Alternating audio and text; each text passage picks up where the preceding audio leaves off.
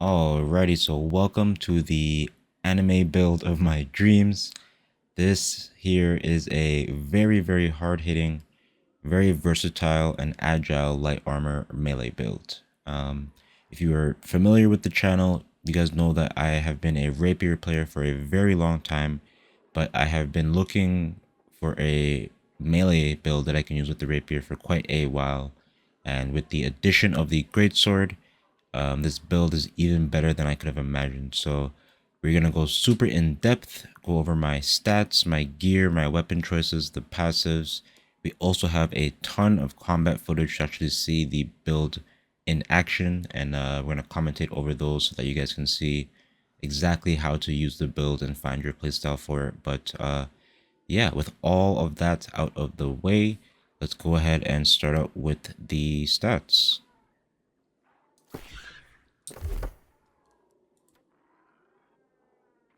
So taking a look at my stat setup here, we have moved around a couple of times, but what I've settled on is this setup right here. 50 strength, 250 dex, 50 intelligence, and then everything else in constitution. Now, we are running Rapier and Greatsword, as I mentioned. Rapier scales off of dex and intelligence, and luckily Greatsword scales evenly off of strength and dex. Now, to explain what or the reasoning behind why I went for this kind of setup, Rapier is our main weapon in the build, or our what all of our focus went towards when building and choosing everything for the build. So right off the bat, in order to get the damage that we kind of need to make the Rapier feel as strong as we wanted it to, we wanted to go primarily into dex. Now, as I mentioned, strength or Greatsword also scales evenly with dex, so we also get that damage on that Greatsword as well. But there's going to be a couple of passives here that we're trying to get here. The bonus of backstab damage and the random critical hit damage against slowed or rooted enemies. Now, 50 strength, we get a 10% bump to our physical basic attacks, and physical basic attacks is honestly a majority, if not all, of how our damage comes from on the build. We have a lot of abilities that also do damage, but all of the abilities on the build are just to set up basic attack damage for us. But I'll kind of dive into that a little bit deeper later. And then the 50 intelligence, we also get another boosted damage on our crits. And then because our rapier scales off of intelligence, we also get a little bit of an extra damage boost to our rapier. And then the rest we dump into constitution. I was running 200 constitution previously, but the damage that you can get with this kind of setup is just ridiculous. If you have your gear close to being maxed out, like if most of it is around 620, then you can get your health to be at 12k still. If you can get to 167 constitution, you have a health amulet and you have hardy up.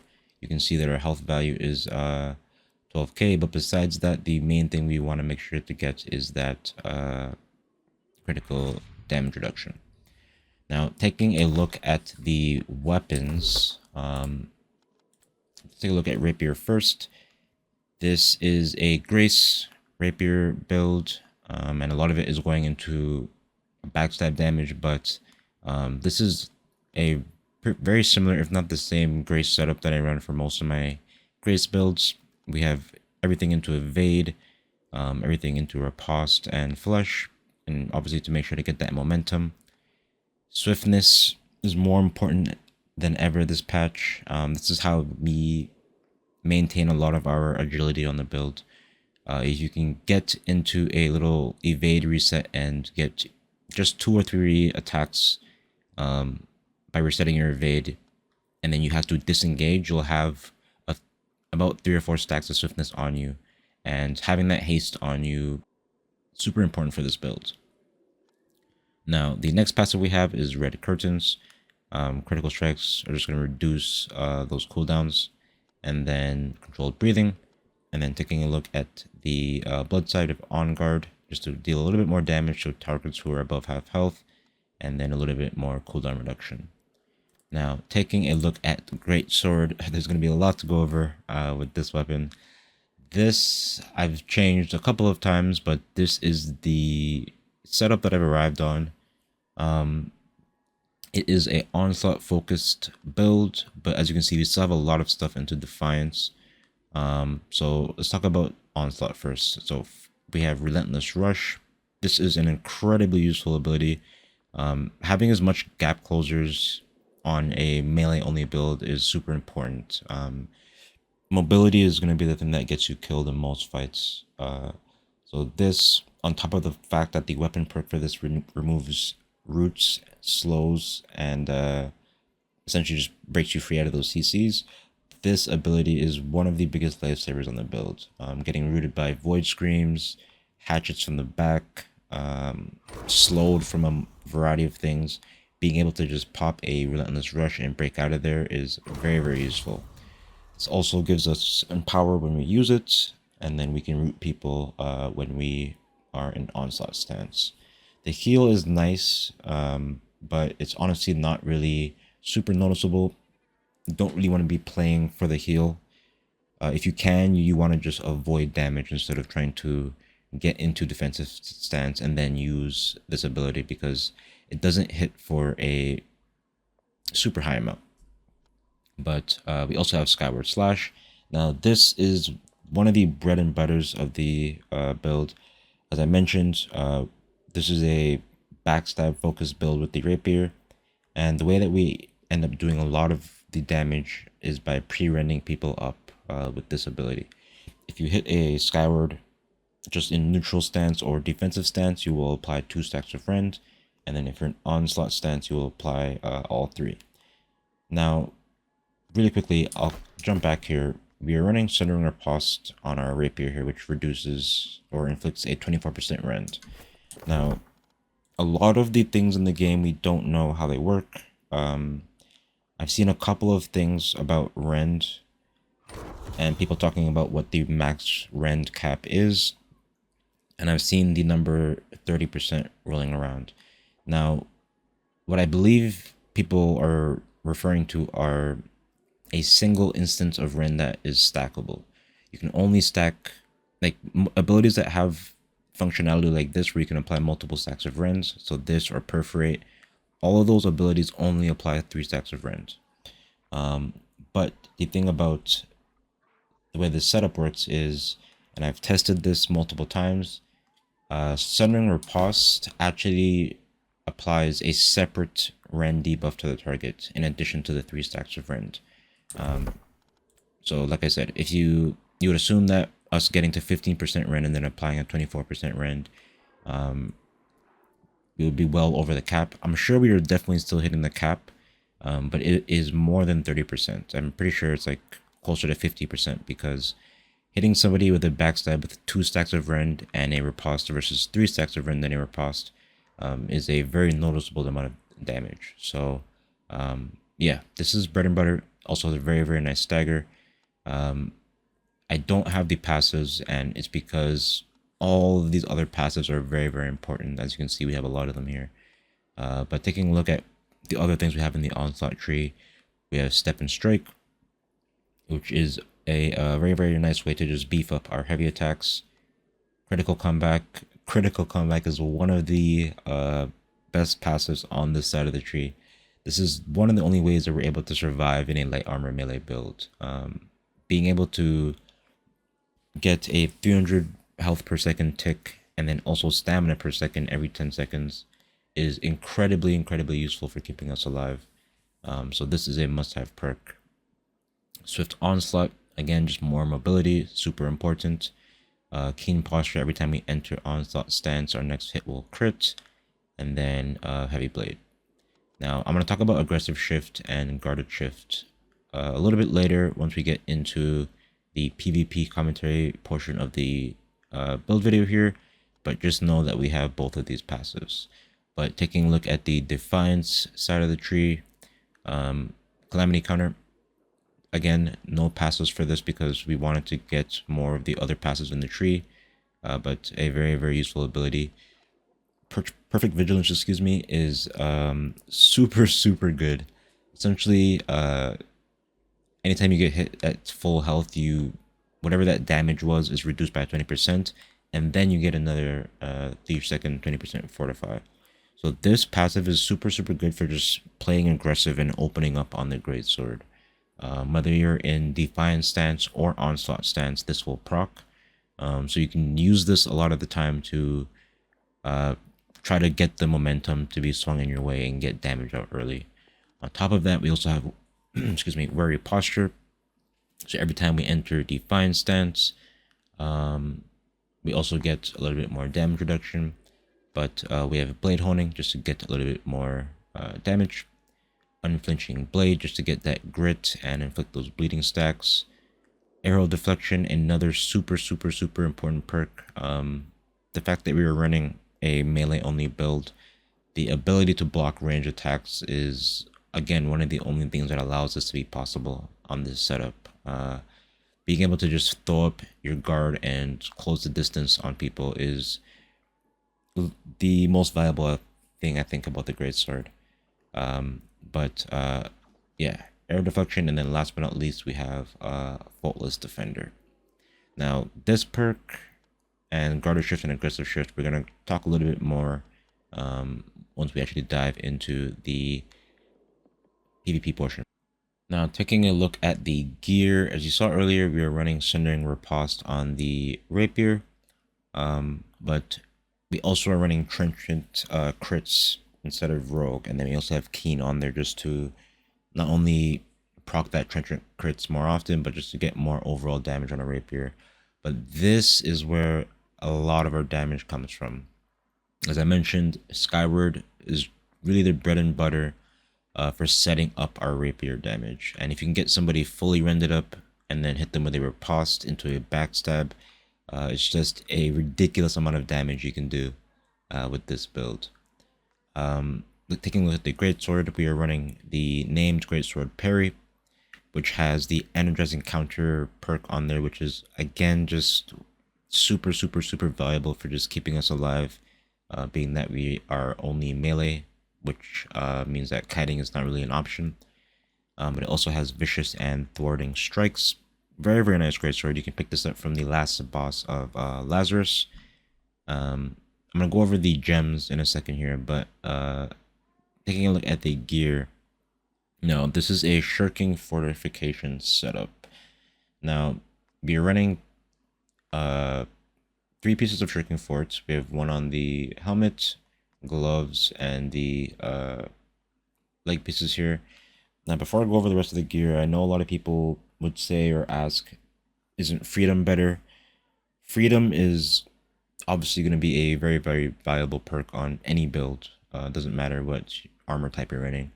But being that we are a melee build, even though we are running rapier and we are in light armor and we're very, very agile, you will be taking damage. And being chunked for 2/4, 2/3 of your health at the beginning of a fight pretty much makes it impossible to fight. So I value shirking fort over freedom before that. Now, obviously, the goal we're going to be trying to work towards is getting gold pieces that have both shirking fort and freedom. As I mentioned in one of my previous videos, if you're a baller and you can just buy those pieces, have it made, or you already have them, then by all means run both of those perks. But the thing that I would be trying to go for first is shirking fort if you can. So on our headpiece here, we have shirking fort resilient, relentless freedom, as I mentioned, incredibly useful perk on our chest piece here, and resilience as well. Shirking fort on the gloves, shirking fort and shirking energy on our leg piece. So we gave up a piece of resilient just to get more fortification on our dodge, and then omnidirectional evade on the boots. And then taking a look at our jewelry here, we're running Champion's Amulet. Champion's Amulet is honestly super, super, super nice for this build because it synergizes well with just the way we are already playing. We get a ton of buffs from dodging in general, and on top of that, yeah, step and strike from the onslaught tree, this will stack with that.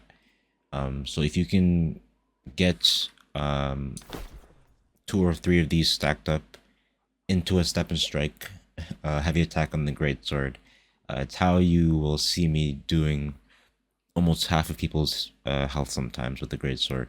So this is a pretty important amulet for the build, and then it also has stamina recovery as well, which just keeps us alive. But Champion's Ring, I know I mentioned that our damage is not focused with the abilities, but it's just nice to get a little bit of extra damage on our abilities through that invigorated punishment. But Hardy and Keen is the main 2 perks that we wanted on our ring, and then Nimble and Refreshing Toast are going to be the 2 really important perks on our earring. Now for the gems, we are running punishing gems, so we honestly just wanted to go for all into damage. So we've got punishing on everything here. So we got punishing on both of our weapons and all of our gear, as you saw. So we are getting a very, very nice boost to our melee damage, which is all of our damage. But yeah, that is the gear setup. A couple of different heart runes are probably viable, but I honestly just find Stone Form to be one of the most viable perks for light armor, especially when you're playing solo and we're playing melee. The ability to have immunity and a cleanse to CCs, and then on top of that we get a 10% fortify, and then we heal. I just find this heart rune to be incredibly valuable. The heal is actually very, very noticeable as well. It heals for 700-ish damage per second. So if you can pop your heart rune as well as get a crit with your Greatsword and proc a critical comeback, and then have a regeneration potion going, you can be healing for 1500 health plus per second with those 3 things up. So there's a lot of ways to survive on the build, but that is the gear, ability, and stat setup. But yeah, with all that out of the way, let's go ahead and jump into some of that PvP commentary. Now, as I mentioned, this is a rapier focused build, but you will spend a lot of your time on the Greatsword. And understanding the ins and outs when and when not to use this weapon is going to be very, very crucial to your success on the build. It is the first stance weapon that we have in the game, and the defensive stance, well, a little bit more straightforward. The offensive stance is the thing that we take advantage of the most, but you need to be very, very careful because you take 15% increased damage while you're in that stance. So you can get blown up rather quickly, but you can also swap out of the stance at any time, even while stunned, by just swapping your weapon. So we're going to take a look at a bunch of PvP and go over exactly how I'm using my actual stance switching. Now, we have a little 1v1 against a Hatchet Greatsword user here. And essentially, anytime we heavy attack or use a onslaught ability, we're going to get put into that offensive stance. So you see we land the heavy there, we get put into the onslaught stance, and as soon as I get my damage out of that stance, we immediately swap to the rapier just to make sure we don't take any more damage that we want to. And then as soon as we want to go back in, you see we switch back, hit him with that skyward to apply the rend, and it's a little delicate dance between knowing when and when not to be on your onslaught stance. But he's doing a lot of damage to us now. He landed a couple of chain heavy attacks there, back to back, and has us really, really low. We dodged the second hit of the skyward slash right there, and spacing is going to be the other thing that keeps you alive. You see we do a really, really good job of avoiding that heavy attack with our dodge and our evade, but just kind of constantly swapping between our Greatsword and Rapier looking for an opening. I go for a relentless rush there, and we kind of go in for a dodge. We land the parry though, and get a very, very chunky amount of damage after having him rended up and applying that sundering riposte. Do a beautiful job of avoiding that heavy attack, and we line up a nice little heavy to follow up there. But that is the really, really important thing about fighting on this build. You need to make sure that you're very conservative with your time on onslaught stance. You need to basically be aware of the situation, and if the situation presents itself, then you can stay on onslaught stance and kind of just whack away. But besides that, you need to be very aware of the fact that if you do not switch off of that bar, then you will get bursted by something.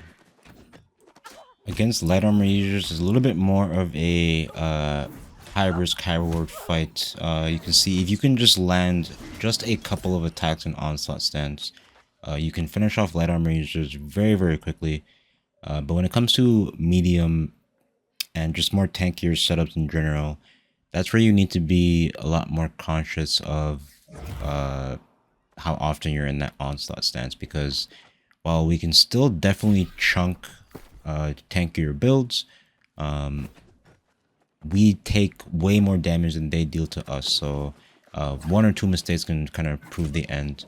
But if you take a look at this fight here, we have a little sword shield player, and you can see the damage right away. We put him to half health, but at the same time we almost go down there from that heavy attack and just barely chug a potion to stay alive. And he's really just throwing out heavies here, and we need to be very, very careful as to not get caught by anything. He does catch us with the shield bash there, and we do actually catch the skyward and get him rendered up in the air. So I go for the riposte, get him fully rendered up, hit him with a very, very, very chunky heavy attack again.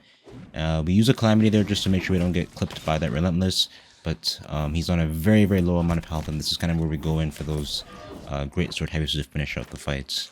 So you can see the two little fights there that play out very, very differently because of the situation. You really need to just read your opponent, read how much pressure you have on you, and play the fight accordingly.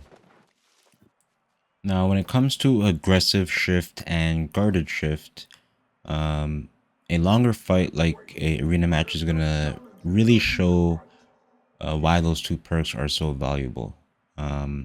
Now, we already mentioned arrow deflection and the ability to block range attacks, but guarded shift also goes into that as well. Being able to block range attacks and then also the ability to go into defensive stance is what allows us to set up on ranged builds. You see we have a bow user here in an arena match, and we do just that. We open up blocking a couple of his arrows. I use that defensive stance to kind of close that distance, and then we immediately just open up on this team and not have to suffer too much damage trying to get in there. But we jump in, do a really, really good job of skirmishing it out and putting a lot of damage into the spear player. I timed that calamity very, very well, but you can see just how easily you can go down on this setup if you don't play or make too many mistakes. As I mentioned, this is light armor. We do have a lot of fortifies, but getting caught in heavy stuns into combos from things like hammer, or greatsword, or even rapier can be enough to finish out very, very quickly. So we do go down in that first round there, but you're gonna see the adjustments we make here to try to take this out. We have two light armor players who are both playing bow, so we need to be aware of that. But again, we're going to open up this round and just use my guarded shift to get me into defensive stance, but we take less damage. And then we're going to try to block some light attacks here and there. You see, I'm not dodging, just throwing up our block and trying to mitigate the amount of damage we're taking from those attacks. But we use our Relentless Rush to get in.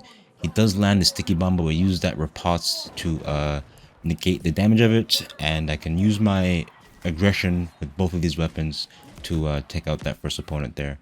Now, unfortunately, both my teammates do go down in this next round here, but one of the targets is very, very squishy, so as long as we play our cards right, we should be able to win this match. But we get caught there by both stuns. Luckily, they knock us out of it, and then we can use the Calamity there to break us out. The Gravity Well as well, but we have just a bunch of abilities to just make sure we don't get locked down. Now, I jump onto the Spear player here. We are getting tagged by that whirlwind, but I land the riposte and put in a lot of damage. And we're just trying to do as good of a job as we can of staying away from that hammer player. And we follow up the aggression with that relentless, and we're able to take out that bow player. And then it's left to a little 1v1 with the hammer player. With it being a little calmer, you see we can land the riposte, do a chunky amount of damage to this tankier target. And he tries to hop away and chug a potion. But now that it's just left to the two of us, I know that I'll be able to not only finish him or catch up to him, being that we have more mobility, but also put in just a bunch more damage. And you can see there's not much that he can do with the fact that it's just down to the two of us. And we're able to get a pretty clean finish on this round. He goes for a shockwave at the end there, but we do a nice little evade into a riposte. And we get to finish out that round.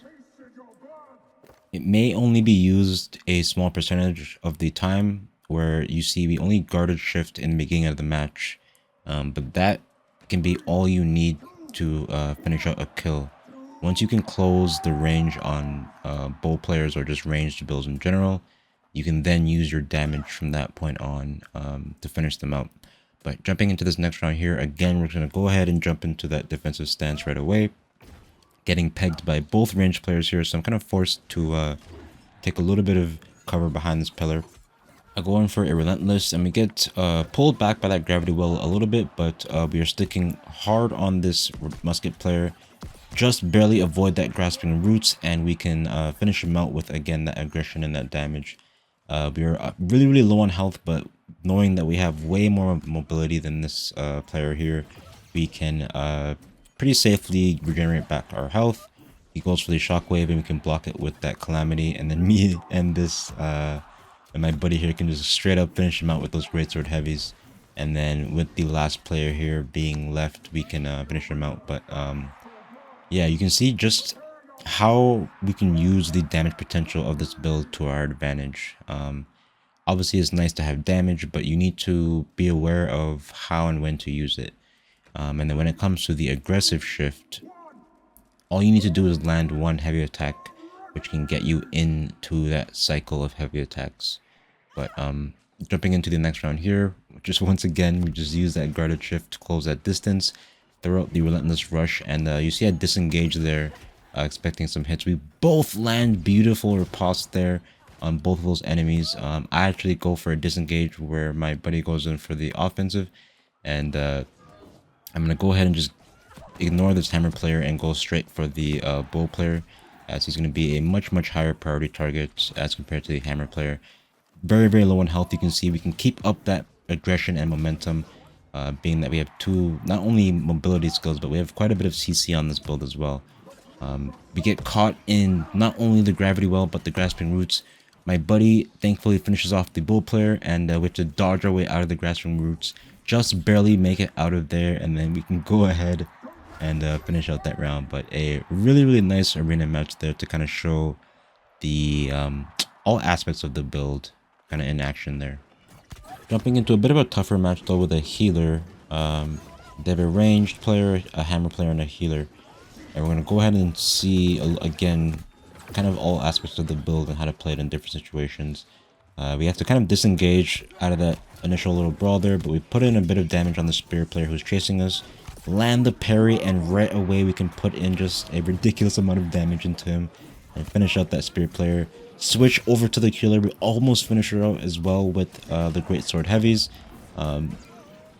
The healer is going to be one of our main focuses, if not that spear player. With the amount of damage we have on this build, we can straight up focus a DPS or a healer. But if I see a light armor player, I usually want to go for them first. But you can see there what I mean by the stance issue and needing to be aware. We switch to offensive stance to try to stay aggressive on the healer there, and immediately get punished for it when we take 2 to 3 attacks from that hammer player and we end up going down. So you need to be really, really aware of when you want to go aggressive with the Greatsword, because the extra damage you take turns any build into a really, really damaging build, and then we end up going down in that first round there. So we're going to go ahead and try to not make that mistake again, jumping into round 2. Even though that hammer player is definitely on the tankier side, we need to make sure that we do not get caught in onslaught stance. But jumping into this round, we're going to go ahead and charge each other. I know that this Great Axe player is looking for that gravity well, so we're going to go ahead and dodge that early. And then I'm going to go ahead and try to focus out the healer this time. If we get hit by that scream, we can immediately just switch to that relentless and continue our aggression. Right away, we just start going to town, landing a couple of heavies. And you cannot just sit there and take the heavies from this build. Regardless of how tanky that healer was, you see we end up just putting in just a ridiculous amount of damage, and then our teammate gets to finish there. And it looks like our third teammate had already been on the bow player. We see him there with low health, and we kind of just go ahead and finish him off with the Skyward there. And then we get a pretty clean round on round 2 here.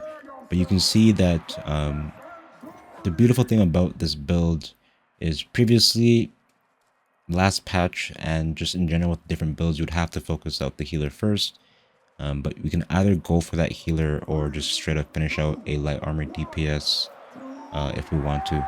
But taking a look at round 3, the enemy team is definitely going to be a little bit more cautious here. So we go ahead and jump into our defensive stance because we're not sure what they're up to this time.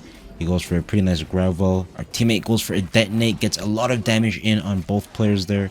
I try to see who I can capitalize on. I try to go for the spear player as he kind of disengages out of there. Do a really, really good job of avoiding his staggers, and then we're able to finish out that kill. Just a beautiful opening from our teammate there, and we're able to follow up with the Greatsword. And then we switch our attention over to the healer. He lands a Grasping Roots, and unfortunately my Relentless Rush is down. But we do go for the Stone Form, and I'm just going to go ahead and again try to play aggressive and see if we can take out this healer here. This time though, we do have the Relentless up. Being that we all are focusing our attention on the healer, he was not able to keep the other DPS alive, and then we can just straight up finish out that fight. But yeah, my honestly favorite part about this build, I think, is the fact that we can straight up just get damage with either our Greatsword, our Rapier, or both. But yeah, jumping into this match point for us, I'm going to go ahead and jump again to either that healer or the spear player. It looks like one of our teammates is already on him. I go ahead and put a little bit of damage into the healer there, but I want to switch my attention over to our teammate just to make sure he's not getting blown up too quickly. And we go and use our defensive stance to proc our onslaught stance, and we start putting in just a bunch of damage into that Great Axe player. Being that both of his other teammates are occupied, I try to look for an opportunity to see if I can finish him out there. We get rooted by the Scream, I believe, but I had hit him with a stun, so we were pretty safe during that. And again, just using that mobility and looking for an opening. I see the Great Axe player low. We go in for a kill there. We get clipped on our way in, almost get taken out. As soon as we have to disengage, it looks like our teammate has gone down as well. So a very, very bad situation for us. We get hit by the root. I do have my parry up though, so we were able to kind of parry that and stay alive during that little CC train there. But a very, very bad situation to be in. With a 2 versus 3 with the healer is very hard. You see, I try to lead the DPS into the healer there. He even walks into a heavy attack and I almost finish him out. But the Great Axe player pulls us there and we are just about to finish him off as he gets saved by his teammate there. But a very, very nice clean round from the enemy team to come back. And then we are now left to match point for both. No more mistakes can be made here, so we're gonna have to play very, very tight. Make sure we do not get caught in any bad grab wells or sweeps. But jumping into this round here, I'm gonna go ahead and see what the enemy team does. It looks like they go in for an aggressive opening this time, so we're gonna go ahead and just stroll on over to the back. And again, I think the plan this time is to just make sure we take out the healer first. I don't want to leave any chances for the healer to allow a comeback. So we just straight up open up with all of our DPS onto the healer. It looks like our teammate has the other 2 players occupied, but when they realize that we're putting in all of our attention onto the healer, they both switch their attention over to us. Our teammate gets a beautiful kill during the mayhem though, and he's able to finish off the spear player. During all of this, me and the other player are just straight up swinging away at the healer. And just a beautiful, beautiful round there for us to be able to win. Yeah, a really nice match there as well to kind of showcase the build. But yeah, once you practice the build and the combos, you can end up doing some pretty crazy things on this build. You're going to see we have another little solo fight here, and we're going to end up looking for that combo, especially when we're playing solo. We end up getting jumped on by 2 players, but we land that initial rend with the Skyward. He goes for the gravity well, but we're going to go ahead and throw out the parry. So we have this player fully rended up, land a chunky 5k backstab, and just like that, you can finish out players just so quickly on this build. Even though he's hatchet, we catch him on the Greatsword bar and we're able to finish him out very, very quickly, and then we're left to the Greatsword player. Those are a bunch of heavies, just to make sure we need to avoid those and not take too many of those to the face. But again, you can see once you get into that onslaught stance, it's game over no matter how tanky you are. But yeah, that's the build. I'm super, super happy with how strong it's turned out. If you have any questions at all, please don't hesitate to let me know in the comments. As always, thank you guys so much for watching, and have a great day.